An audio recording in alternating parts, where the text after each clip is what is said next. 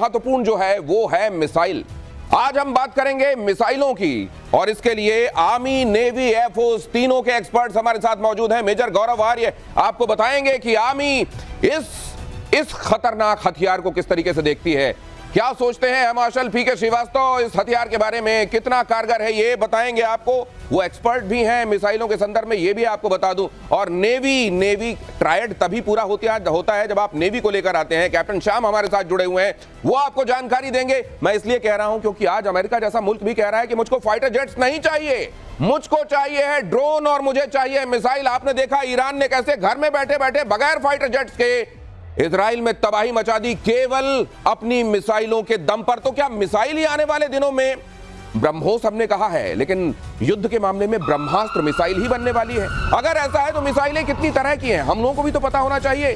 जब भारत खुद बनाए, मेक इन इंडिया कहा जा रहा है, तो वो महसूस हो हमको आपको क्यों मेक इन इंडिया, क्या क्या मेक इन इंडिया। इसलिए आज ये चर्चा हो रही है और हमारे साथ ये मेहमान मौजूद हैं। आइए सबसे पहले ये खबर देखिए, सुपर एडवांस हाइपरसोनिक मिसाइल बना रहा है भारत। गेम चेंजर मिसाइल का नाम रखा गया ध्वनि, रॉकेट के जरिए ऊंचाई पर लॉन्च किया जाएगा। डीआरडीओ बना रहा है ये मिसाइल, रेडार को चकमा देने वाली मिसाइल 2029 से 30 तक भारतीय सेना में शामिल हो सकती है। कई तरह के नाम आपने सुने हैं। अब ध्वनि की गति से कई गुना ज्यादा तेजी से उड़कर वार करने वाली ये मिसाइल किन मायनों में अनोखी होगी, अलग होगी, आइए ये समझते हैं। मेजर गौरव आर्य, ये मिसाइलों की दुनिया क्या अब दिनों दिन और बड़ी होती जा रही है? देखिए दिनेश, जब हम बात करते हैं अभी आजकल there is 5th generation warfare की लोग बात कर रहे हैं जी। लेकिन 1st generation, 2nd generation, 3rd generation, 4th generation जो इसके पहले थे, उसमें से एक बहुत इंपॉर्टेंट जो बात थी वो ये बात थी कि कितने दूर से आप अपने दुश्मन को मार सकते हैं। एक जमाना था जब तलवारों से लड़ाई होती थी, जब धनुष आया तो आप कहते थे कि आप 20-30 गज से अपने दुश्मन को मार सकते हैं। फिर घोड़ा आया तो घोड़े से यह पता लगा कि आप कितनी स्पीड से चल सकते हैं। हवाई जहाज आया तो बोला साहब बड़ी ऊंचाई से आप मार सकते हैं। यानी कि वॉरफेयर में जो डिस्टेंस है, distance has always been a very very important and decisive factor. आज की तारीख में जब हम बात करते हैं बैलिस्टिक मिसाइल्स की, आपने बहुत बढ़िया एग्जांपल दिया और यही एग्जांपल मैं देना चाहता हूं ऑपरेशन सिंदूर का। बिना लाइन ऑफ कंट्रोल पार करे, बिना इंटरनेशनल बॉर्डर पार करे, भारत ने पाकिस्तान में दर्जनों ठिकाने ठोक दिए और कोई भारतीय फौजी ने पाकिस्तान की जमीन पे कदम तक नहीं रखा। और पाकिस्तान वाले खुद इंस्टाग्राम की रील बना के अपनी बर्बादी का जश्न मना रहे थे। That is the power of missile and rockets.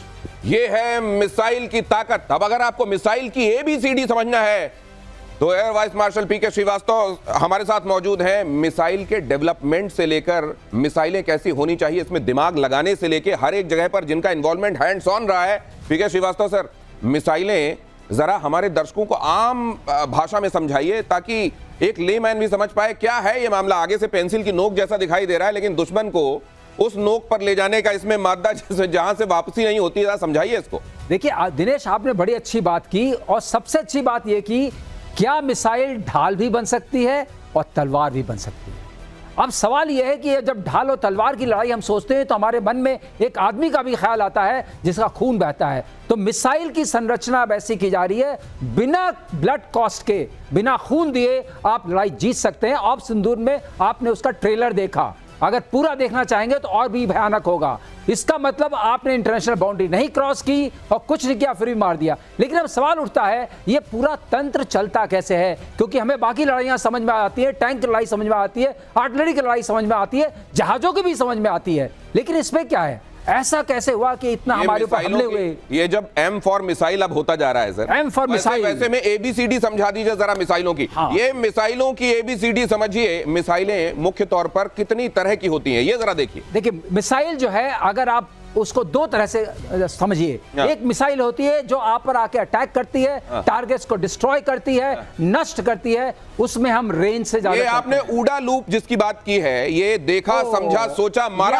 ये आपके सामने प्ले हो रहा, जरा समझा दीजिए। Very good. सो ये लूप ही हमारी लड़ाई का सबसे बड़ा लूप है। हमने देखा, देखने के लिए हमें कुछ चाहिए, रेडार्स हैं हमारे पास, दूर दूर तक देखने वाले रेडार्स हैं हमारे पास। ऐसे रेडार्स हैं जो 1500 किलोमीटर दूर भी देख सकते हैं। आपने देखा तो अब आपको समझना पड़ेगा कि ये जो देखा है उसमें है कौन, क्योंकि पूरे वातावरण में बहुत सारे जहाज चल रहे होंगे, बहुत सारी मिसाइल्स होंगी, बहुत सारे ड्रोन्स होंगे, तो अब आप समझेंगे उसको कॉन्टेक्स्ट में कि हमारा दोस्त है कि दुश्मन। जब आपने समझा हमारा दोस्त है दुश्मन है, तो फिर आप नीचे आएंगे डिसाइड करने के लिए कि ये दोस्त कितना खतरनाक है, क्या है, उसके हिसाब से हम अपना जो हमारे पास तंत्र है मारने वाला, इंटरसेप्ट करने वाला, उसका इस्तेमाल करेंगे। क्योंकि एक बात ख्याल रखने वाली है कि हम कभी भी 2 रुपए के सामान को 20 रुपए से नहीं मारेंगे, वो भी तय करना पड़ता है, क्योंकि वॉर इकोनॉमी भी होती है। अब आप देखिए, आपने डिसाइड किया, जब आप डिसाइड करते हैं तो आप डिसाइड इतनी रफ्तार में कैसे करेंगे, उसके लिए आपके पास IACCS है और आकाश तीर है, ये जानना जरूरी है। ये पूरा चक्र उसके सहारे चलता है, वो उसकी बैकबोन है। IACCS जो आपका है वो है integrated air command and control system, और आकाश तीर क्या करता है? आकाश तीर एक और बहुत बढ़िया चीज है। वो जितने रेडार्स हमारे पूरे हिंदुस्तान में, चाहे वो सिविल के हैं, चाहे वो मिलिट्री के हैं, चाहे नेवी के हैं, चाहे एयरफोर्स के जहाज में है, वो सबको लेके फ्यूज करके एक एयर पिक्चर देता है। ये कहां का मामला है? स्थिति में आप आ रहे हैं। अब आप आ गए, आपको जब वो मिला तो इंटीग्रेटेड। अभी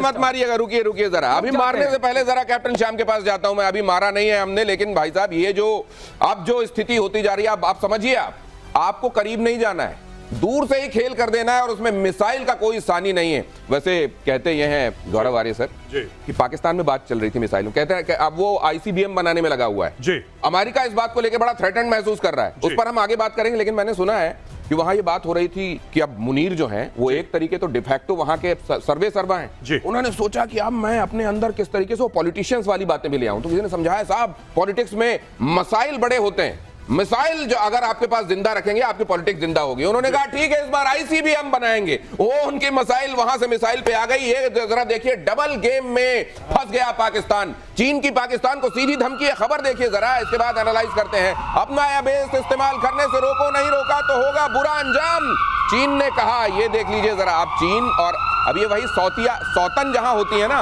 वहां पे जो लड़ाई होती है, पाकिस्तान किसके साथ जाए, अमेरिका के साथ कि चीन के साथ, ये वहां पर चल रहा है। लेकिन दुनिया में मिसाइल के सिनेरियो और बढ़ती एनिमोसिटी के बीच इसका महत्व, कैप्टन श्याम, नेवी वालों के लिए कितना जरूरी अस्त्र है?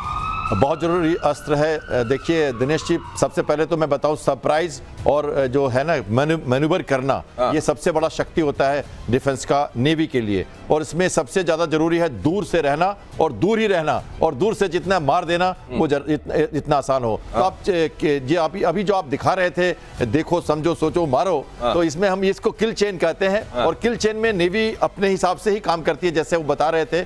मैंने कहा आपको कि आपने देखा, फिर उसको इंटीग्रेट किया। आप आर्मी वाले लोग हैं सर, मैं एक चीज जानना चाहता हूं, अगर आम किसी से झगड़ा हो जाए, देखो सोचो समझो मारो, अगर ये लूप हम अपनाएंगे तब तक तो बड़ी देर हो जाएगी सर। ये बड़ी जल्दी से होता है क्या वहां? इतना जल्दी होता है कि आपको सेकंड्स ना लगे, सब कुछ ऑटोमेटिक है। देखिए फायर कंट्रोल रडार्स हैं, सर्च रडार है, सर्विलेंस रडार है। फायर कंट्रोल रडार को उन्होंने दिया, कौन सा वेपन इसको इंगेज करेगा उन्होंने देखा। एक देखिए, मैं एक काल के हिसाब से समझाता हूं। 600 किलोमीटर हमने देखा, 3 बड़े-बड़े ऑब्जेक्ट आ रहे हैं 300 किलोमीटर, 200 किलोमीटर। अब उन्होंने देखा, नहीं मुझे इसको लेना है, नहीं लेना, ये ड्रोन है, छोड़ दो, आने दो, क्लोजिंग वेपन से मारेंगे, इसको बंदूक से मार देंगे। क्यों बेकार करें अपना आकाश, क्यों बेकार करें अपना उसके ऊपर ये बराक मिसाइल।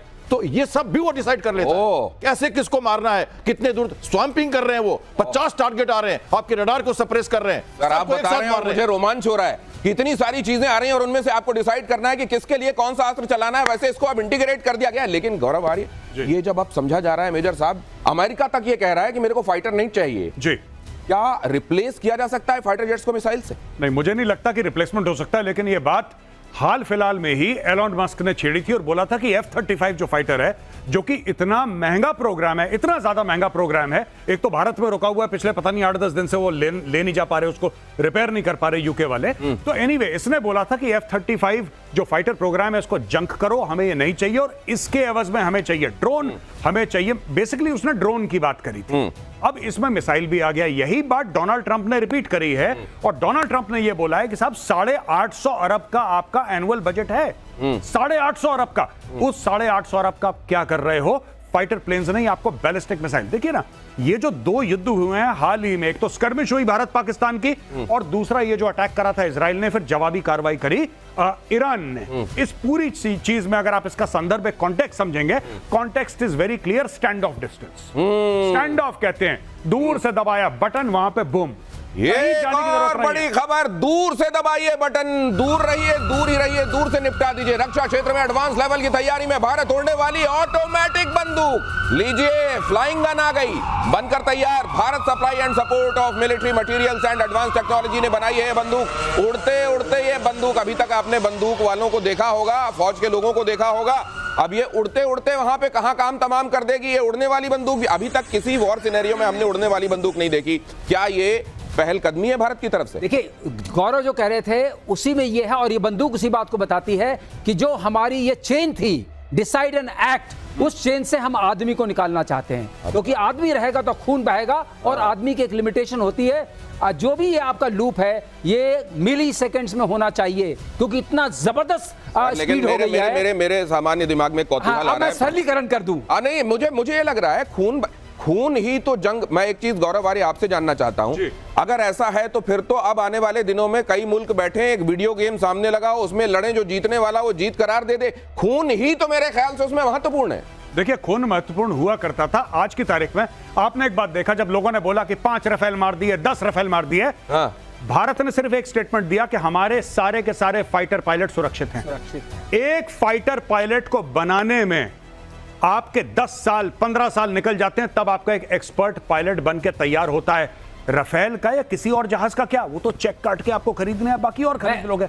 हमें कौन सा लोन लेना है किसी से भाई? तो वैसे ही खरीद लेंगे। तो इंपॉर्टेंट चीज क्या है, यही भारत ने दिखाया कि इंपॉर्टेंट चीज ये है कि अपने बंदे जो हैं वो सेफ रहें। एयर मार्शल कुछ कहना चाह रहे हैं, लेकिन उससे पहले सर, ये जो आपने इनफैक्ट इसको बनाने में भी आपने हमको हमारी बड़ी मदद की है। देखिए, अग्नि 5 का एक प्रोटोटाइप, उसको याद दिलाने वाला ये मेरे पास जो मौजूद है, ये देखिए, अग्नि 5 से रिलेटेड एक खबर आपको बता दूं, लेकिन उससे पहले चीन ने बनाया सबसे छोटा जासूसी ड्रोन, 0.6 सेंटीमीटर का जासूसी ड्रोन बनाया। तितली की तरह दिखता है ड्रोन। ये तो गजब ही हो रहा है। मतलब आपको लगेगा आपके पास एक मच्छर उड़ रहा है, आप जब तक उसके लिए मच्छरदानी या रैकेट का इंतजाम करेंगे, पता चलेगा वो तो वहां कोई किसी तरीके का बारूद गिराकर चला गया। ये दुनिया जा किधर रही है? वो तितली वाला जो ड्रोन है बारूद नहीं गिराएगा। ये क्या है फिर? वो सिर्फ केवल जासूसी सर्विलेंस करता है। सर्विलेंस करता है। और आजकल ऐसे चल पड़े हैं ड्रोन, बैठे हुए हैं, इस्तेमाल हो रहे हैं। ये रियलिटी है, ये बनाया नहीं है, ये रियलिटी हो चुकी है। और मैं आपको जो बता रहा था, मतलब ये सारा जो खतरा अब आ रहा है, सारा खतरा वो आसमान से आ रहा है। चाहे तो आपने कहा खून नहीं बहेगा, खून बहुत बहेगा, लेकिन मारने वाले का खून नहीं बहेगा, जिसके ऊपर डालेंगे उसका खून बहेगा। खून गाजा में बहा कि नहीं बहा? ऊपर से गिरा, ईरान में बहा कि नहीं बहा? क्योंकि वर्चस्व था। लेकिन एक चीज बताना चाहूंगा जो बहुत जरूरी, दर्शकों को, एआई का क्या महत्व है इस पूरे चेन में। एक F-16 जो है टॉप गन उड़ा रहा था, एक्सपेरिमेंट मैंने खुद देखा है ऑन ऑफ कोर्स स्क्रीन, और दूसरा एआई उड़ा रहा था। एआई ने पहले वाले 5 सेकंड में ही ये डरपा ने एक्सपेरिमेंट किया था, जो वहां की डिफेंस रिसर्च ऑर्गेनाइजेशन है यूएस की, उसको टॉप गन को 10 बार मार दिया। Oh my God. तो इतनी स्पीड है, जो उड़ा लूप है वो कितना फास्ट आप करते हैं, तेजी से। जैसे इन्होंने कहा था, अभी गौरव कह रहे थे, अगर आपकी स्पीड मिली सेकेंड्स में है तो human being can not do anything. इसीलिए बात उठ रही है, क्या एल्गोरिथम को हम डिसाइड करने दें कि मारो, किल बटन कौन प्रेस करेगा? किल बटन मशीन प्रेस करेगी या इंसान प्रेस करेगा? एक्सपर्ट प्रेस करेंगे या ये मशीन खुद प्रेस कर लेगी और इस तरीके के एल्गोरिदम उसमें फिट हो जाएंगे? अब ये जरा अग्नि के संदर्भ में हम चर्चा कर रहे हैं, अग्नि के बारे में जानकारी भी सामने फ्लैश हो रही है। अग्नि, आज ब्रह्मोस की चर्चा चारों तरफ है, हर एक मिसाइल का अपना महत्व है, जरा इसके बारे में समझते हैं गौरव आर्य जी। देखिए, ये जो शुरू में अग्नि 1 अग्नि 2 बना है, अब तो अग्नि 5 आ चुकी है जी, राइट। एंड अग्नि 5 अग्नि प्राइम की हम लोग बात कर रहे हैं। So that is typically an intercontinental ballistic missile. Bharat ने बोला कि 5000 किलोमीटर से थोड़ा सा ज्यादा रेंज है। चाइना ने इमीडिएटली ग्लोबल टाइम्स में एक आर्टिकल निकाला, बोला भारत झूठ बोल रहा है, ये 8 से लेकर 13,000 किलोमीटर के रेंज वाला है, भारत ने इसको कम करके बोला है। ये चाइना का ऑन रिकॉर्ड है अग्नि को लेके। चाइना के एक एक कोने को टारगेट रखने की क्षमता रखता है अग्नि 5, इसलिए चाइना परेशान है। और चाइना ने दुनिया भर के सामने बोल दिया कि भारत ने बोला था ना 5000 किलोमीटर का अग्नि, साफ झूठ, हो ही नहीं सकता। कह रहा है 8 से लेकर 13 के बीच में मारता है। ये अग्नि 5 की स्टोरी है साहब। अब अगर ये इस तरीके से हम मिसाइलों के मामले में आत्मनिर्भर होते जा रहे हैं, कैप्टन श्याम, ये कितना बड़ा कॉन्फिडेंस देता है पूरी की पूरी हमारी मशीनरी को? बहुत ज्यादा कॉन्फिडेंस देता है, इसलिए कि देखिए हमें बहुत जरूरत है, सरफेस टू सरफेस मिसाइल हो या एयर टू सरफेस मिसाइल हो या कहते हैं कि हेलीकॉप्टर से लॉन्च हो रहा हो, फाइटर से लॉन्च हो रहा हो, हमें वो सब मिसाइल चाहिए जो हमें दूर रख के अपने को सुरक्षित रहते हुए। आप नेवी के लिए हेलीकॉप्टर से ही लॉन्च किया करते रहे हैं ना? बिल्कुल, देखिए नेवी के हेलीकॉप्टर्स जो भी हैं हमारे पास, पहले जो हमारे एयरक्राफ्ट थे IL-76 जो मैरीटाइम पेट्रोल एयरक्राफ्ट होते हैं, ये फोर्स मल्टीप्लायर होते हैं। एक एयरक्राफ्ट अगर पूरा उड़ता है तो मैरीटाइम डोमेन अवेयरनेस पूरा Arabian Sea, bay of Bengal का लेके वॉर रूम को देता है। हमारी नजर सारे चोक पॉइंट्स पे रहती है, चाहे वो बाबा अलमंडेब हो, सुंदरा हो स्टेट हो या मलक्का स्टेट हो, कौन सा शिप किधर है, और गुड़गांव के फ्यूजन सेंटर में सबका पूरा कोऑर्डिनेशन होता है। जब जरूरत होगी तो हमें पता लगेगा ट्रैफिक किधर है, सी लेन्स ऑफ कम्युनिकेशन कहां है। और इसलिए हमें डॉर्नियर, हमें P-8I जो अभी एयरक्राफ्ट आर्कोनम में है, और हम और भी ले रहे हैं अमेरिकन एयरक्राफ्ट, ये बोइंग का बना हुआ, और उसके पहले हमारे पास Tu-142 थे जो रशियन एयरक्राफ्ट थे। ये सब हमारे स्ट्रेटेजिक एयरक्राफ्ट हैं। ये इनकी रेंज समझिए कि एक बार उड़ता है तो 12 घंटे के बाद वापस आता है। तो सर ये जो अभी हम बात कर रहे हैं मिसाइलों में आपने जो बताया, इसको अगर मेन इसका क्लासिफिकेशन करें तो क्या ये क्रूज और बैलिस्टिक तौर पर देखी जाएगी? एब्सोल्युटली। अरे क्या नॉलेज है आपकी, अरे मान गए। आप लोगों से बात कर करके क्रूज है। क्रूज में सबसे बड़ी बात यह है कि क्रूज की हम सब सोनिक जाते थे, अगर हम सुपर सोनिक या हाइपरसोनिक जाना चाहते हैं तो हमें इंजन्स की जरूरत पड़ती है। एक रैम इंजन कहलाता है, दूसरा स्क्रैम इंजन कहलाता है। और आपको जान के खुशी होगी कि DRDO ने स्क्रैम इंजन को भी, ये रैम और स्क्रैम क्या है सर? रैम ये होता है कि जो आप एयर लेते हैं, अंदर कोई टरबाइन ब्लेड्स नहीं है, अच्छा। एयर को ही कंप्रेस करके कंबस्ट करके वो निकालता है, उसी अच्छा। से थ्रस्ट मिलता है। ओके। इसका मतलब एक बार आपने लॉन्च कर दिया, बूस्टर लगा दिया, अब वो जो रैम इंजन है वो चलता रहेगा और उसको ले आता रहेगा। लेकिन स्क्रैम टेक्नोलॉजी मास्टर करना अपने आप में बहुत बड़ी बात है, उससे हाइपरसोनिक मिसाइल जाती है। ये बड़ा खतरनाक वाला, ये देखिए टेक्निकलिटी, ये दुश्मन का रैम नाम सत्य कर देने वाले ये खतरनाक विश्लेषण। ये देखिए जरा, चीन ने बनाई एक और बड़ी एटमी मिसाइल, हिरोशिमा बॉम्ब से 200 गुना ताकत वाली मिसाइल DF-5B परमाणु मिसाइल की रेंज 1200 किलोमीटर, अमेरिका और यूरोप पर हमला करने में सक्षम। मुझे याद आ रहा है मेजर गौरव आर्य कि कुछ दिनों पहले अभी जब चाइना, ये इजराइल और ईरान आमने सामने थे, किसी ने वहां पर जो रिफाइनरी में इस्तेमाल करने वाली मशीन है उसको डाल दिया सोशल मीडिया में, कहा ये देखिए खतरनाक वाली मिसाइल ये है ईरान के पास, इसका मतलब क्या है, कुछ भी जो मिसाइल जैसा दिखने वाला हो। कम से कम डोंग फैंग में जब मैं देखता हूं ना, बड़ा बड़ा लदा हुआ है गाड़ियों में, तो मेरे को लगता है कहीं खोल भर बाहर तो नहीं निकाल दिया जाता है दिखाने के लिए। नहीं, ये जो बात कर रहे हैं ना, ये 12,000 किलोमीटर की मारक क्षमता, न्यूक्लियर, कन्वेंशनल, और जाहिर सी बात है कि जब 12,000 किलोमीटर है तो naturally it is made for a nuclear payload.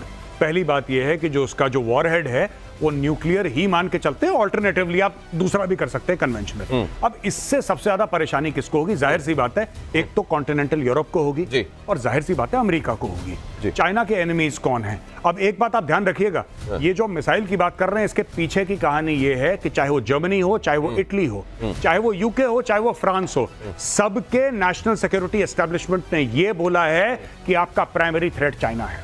आपका प्राइमरी थ्रेट, चाहे रूस बगल में है, चाहे रूस ने ईस्टर्न यूरोप में तांडव मचा दिया, लेकिन आपका प्राइमरी थ्रेट चाइना है। चाइना ठोकेगा, चाइना ठोकेगा, चाइना से बचो। तो ये जो बीच में बात नहीं हुई थी कि नेटो, अभी कल की तो बात है कि नेटो ने बोला है कि साहब 5% ऑफ जीडीपी हम अपना बजट करेंगे, ये वही स्टोरी है। अच्छा, नहीं, लेकिन एक बात बताइए जी, रशिया भी चाइना से मुझको लगता है ठीक है, फिलहाल सर्कमस्टेंशियल फ्रेंडशिप जिसको कहते हैं जी, लेकिन मेरे को लगता है जिस तरीके से कहता है व्लादिवोस्टोक तो हमारा ही हिस्सा था, चाइना उसको भी नहीं छोड़ता। रशिया इस बात को समझता होगा। देखिए साहब, व्लादिवोस्टोक हमारा नहीं है, चाइना की जो चाइना ने साइबेरिया में लाखों एकड़ जमीन घेर ली है रशिया की और अपने किसानों को पट्टे पे दे दी, बोला बेटा यहाँ पे तुम गाजर मूली उगाओ। ये चाइना कर रहा है आज की तारीख में। थ्रेट पूरी दुनिया के लिए सबसे बड़ा चाइना, और उसके पास ये बड़ी बड़ी मिसाइलें ट्रकों में लाद कर उसका जो डिस्प्ले किया जाता है, इस डिस्प्ले को क्यों, ये दुनिया के सामने डिस्प्ले क्यों किया जाता है? क्या ये भी एक तरीके का लोगों को धमकाने वाला मामला होता है? देखो मेरे पास ये है, लेकिन उससे पहले जरा आइए ब्रह्मोस की तरफ ले चलें। पाकिस्तान कांप रहा है इस नाम से, आप ब्रह्मोस कर दीजिए, नींद से चौंक के जाग जाते हैं, वो ये हाल है। ब्रह्मोस की तरफ ले चलता हूं आपको, इसकी खासियत जरा समझते हैं। मार्शल पीके श्रीवास्तव, ये ब्रह्मोस क्यों इतनी खास और खतरनाक है? देखिए, ब्रह्मोस खास और खतरनाक इसलिए है कि आप इसको पकड़ नहीं सकते हैं रडार पे। आपने उसका प्रत्यक्षम किम प्रमाणम अगर मैं बोलना चाहूं, उसका आपने हाल देख लिया, जैसा कि हमने उनके एयर बेसेस को नष्ट किया, सारे एयरफील्ड्स को जो चुने चुने टारगेट्स थे। और दूसरी चीज ये है कि क्रूज मिसाइल है, टेरेन हगिंग है, उसलिए नहीं पकड़ पाते हैं। अच्छा। और तीसरा ये है, इसमें अभी हमने जो मॉडर्न वर्जन्स बनाने शुरू किए हैं, उसमें हमने कंपोजिट मटेरियल यूज करना भी शुरू किया है, जो रेडार को रिफ्लेक्ट नहीं करता है। तो और ये स्टेट हो आपके गया है। एकदम करीब यही।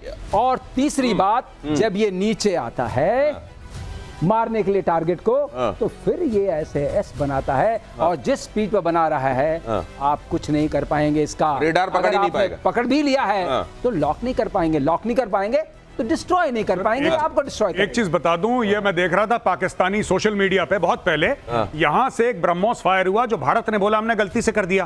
वो पाकिस्तान के अंदर 3 मिनट उड़ा और मियां चन्नू एक जगह मियां चन्नू में जाके गिरा।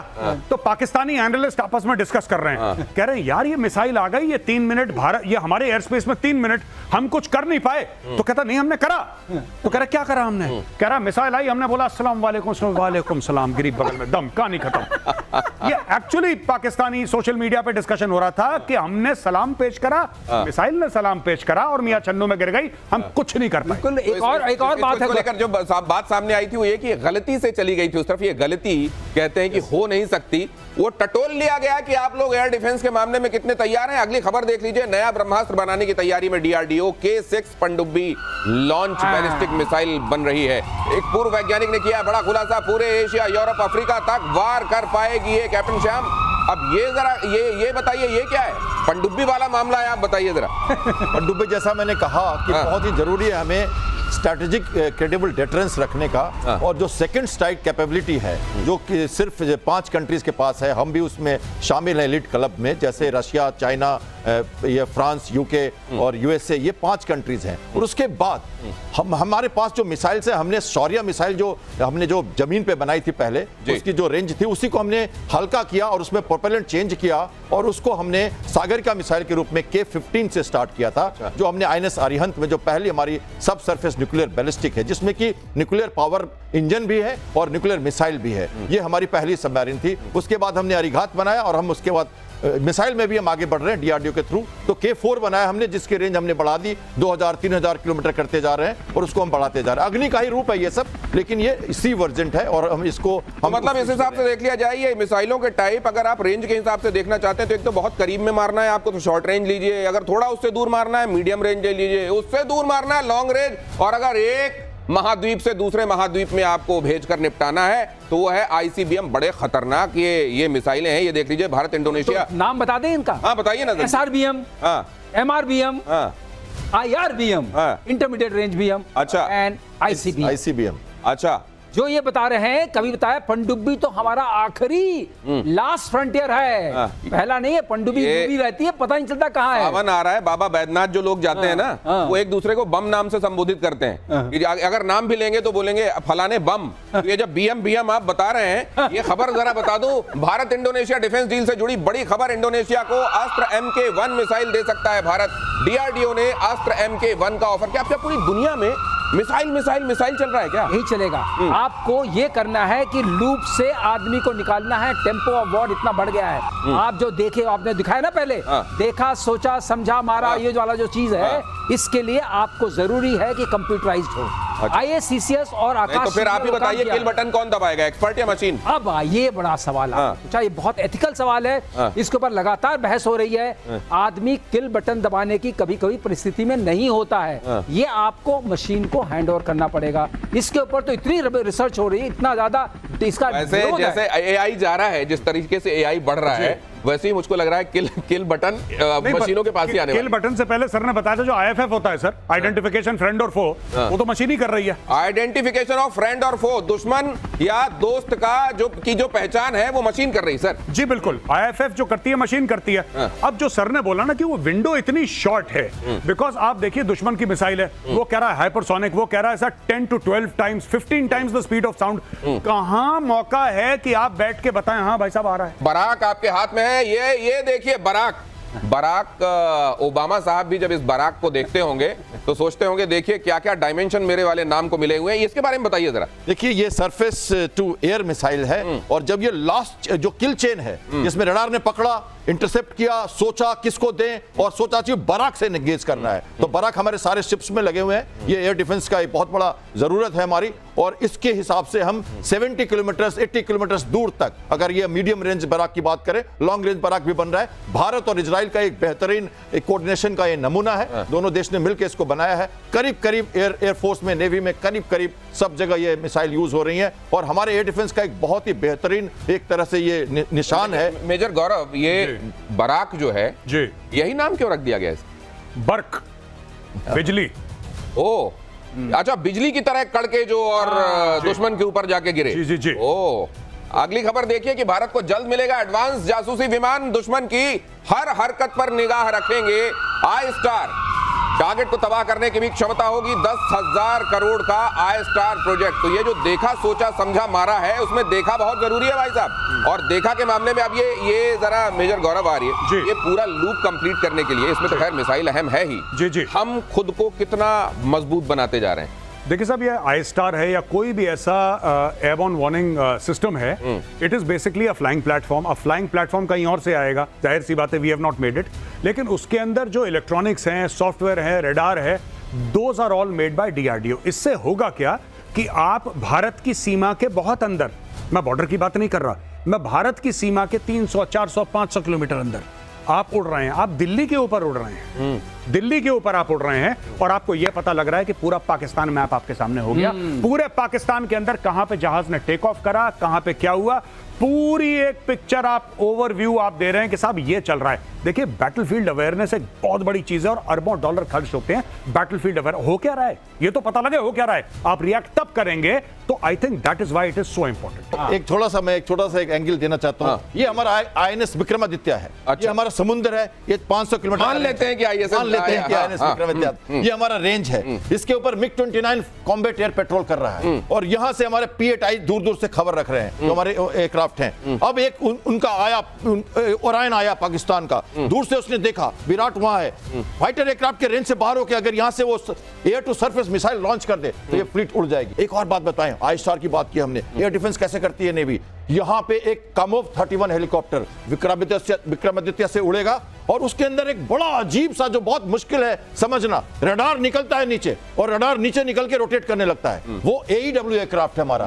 का 31 बेस्ट एयरक्राफ्ट जो है और इसका इंटीग्रेशन हमारे एयरफोर्स के साथ। और नेत्रा हमारे पास है, अवाक्स, जो आप जानते हैं, और उनके स्वीडन के जो जहाज थे पाकिस्तान के, जो हमने मारे, नीचे भी मारे, ऊपर भी मारे, 3 से ज्यादा खत्म कर दिए। इन्होंने बिल्कुल ठीक कहा। एक तरह से मैं कहूं तो फोर्स मल्टीप्लायर, अवाक्स जो होता है फोर्स मल्टीप्लायर है। जैसे टैंकर, समुद्र का टैंकर फ्यूल वाला, अवाक्स और P-8I मैरीटाइम एयरक्राफ्ट, ये 3 फोर्स मल्टीप्लायर होते हैं जो एक के जगह पे 5-5, 10 और रिफ्यूलर छूट गया था। रिफ्यूलर जो होता है हवा में जो फ्यूल देता है, ये सारे फोर्स, ये फोर्स आपकी ताकत को कई गुना ज्यादा बढ़ा देने वाले। अब ये आपके सामने मैं आकाश रखा हुआ देख रहा हूं जी, ये इसके बारे में भी जरा बताइए मुझे। देखिए साहब, आकाश यही 30-40 किलोमीटर का इसका रेंज आकाश। फिर आया आकाश NG न्यू जनरेशन, उसका रेंज दुगने से ज्यादा कर गया और ये इतना सक्षम है आज की तारीख में।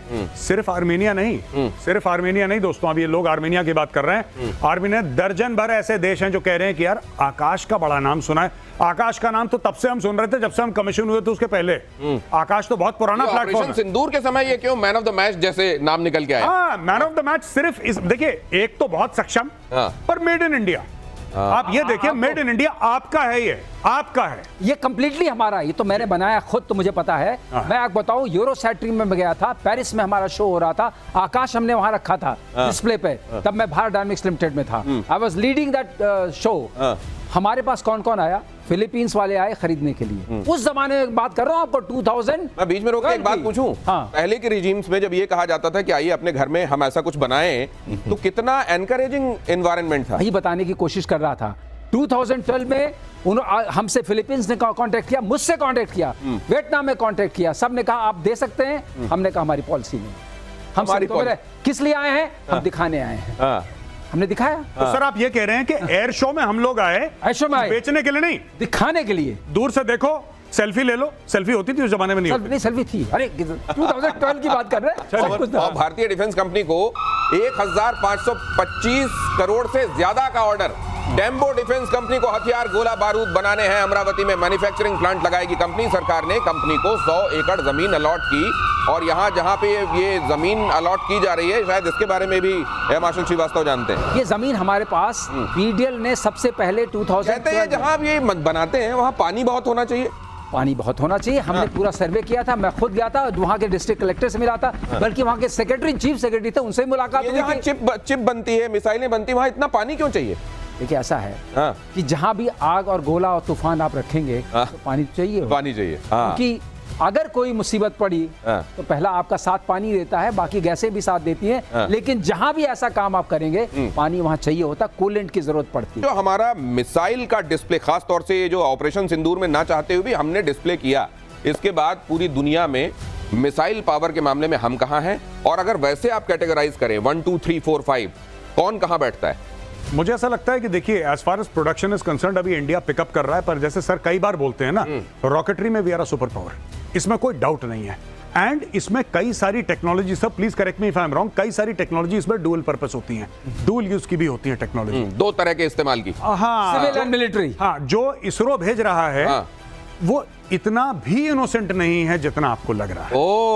मतलब आप उसका कुछ करें ना करें, बात की बात है, लेकिन the principle remains similar if not the same. अच्छा चलिए, ये तो आपने बताया। वैसे 1 2 3 के मामले में, और ये बड़ी बड़ी मिसाइलों के डिस्प्ले के बहुत खतरनाक मिसाइलें हैं जो डोंग फैंग और ये नॉर्थ कोरिया की ट्रकों में लदी मिसाइलें हम देखते हैं। नॉर्थ कोरिया का तो किसी को नहीं पता, वो खुद ही कुछ करते हैं अपना। लेकिन हाँ, we can say that Russia, America, China, definitely, और इंडिया उस क्लब का मेंबर है, इसमें कोई डाउट नहीं है। We have our own intercontinental ballistic missile Agni 5 जो आपके पास यहाँ पे है, तो हमारे पास खुद है, अग्नि प्राइम भी है। अब ये जरा मेरे को एक बात और बता दीजिए, ये जो हम नाम सुनते हैं, बाबर, फतेह, ये इनकी भी जरा असलियत बताइए इन मिसाइलों। देखिए, ये सारे की सारी चाइनीज हैं, ये चाइनीज माल है।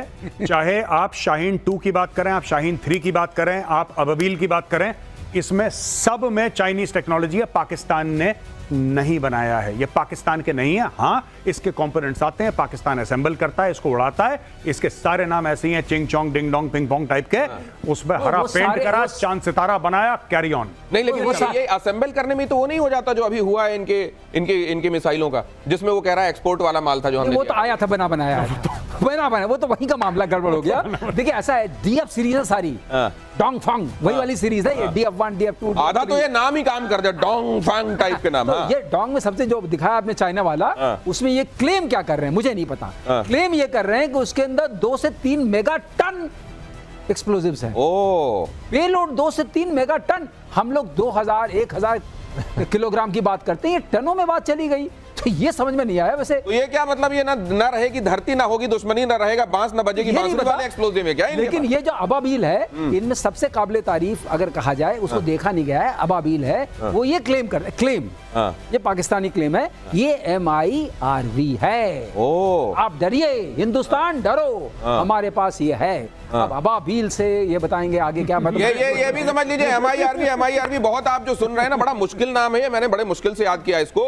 Multiple independently targetable re entry vehicle, बड़ा मुश्किल नाम है ये। चेकोस्लोवाकिया की स्पेलिंग भी इससे आसान है, लेकिन इसमें कहा यह जाता है कि जब जाती है ना, ये इसके आगे से कई सारे अलग अलग समझ लीजिए वॉरहेड्स निकलते हैं, और वो अलग अलग जगहों को टारगेट। इस मामले में क्या इंडिया के पास ये स्ट्रेंथ था ना, ये बहुत मजबूत बना देता है, बहुत मजबूत बना देता है। इस पे इंप्रूवमेंट चल रहा है, लेकिन ये MIRV की जब से बात हुई है, तो इससे सबसे ज्यादा चाइना के कान खड़े हुए हैं। तो नाउ टुडे इंडिया, और सबसे बड़ी बात मैं बार बार ये कहूंगा, पाकिस्तान को जो मिला, मैं पाकिस्तान के साथ कंपेयर नहीं कर रहा, लेकिन पाकिस्तान को जो मिला है भीख में मिला है। हमारे पास जो हमने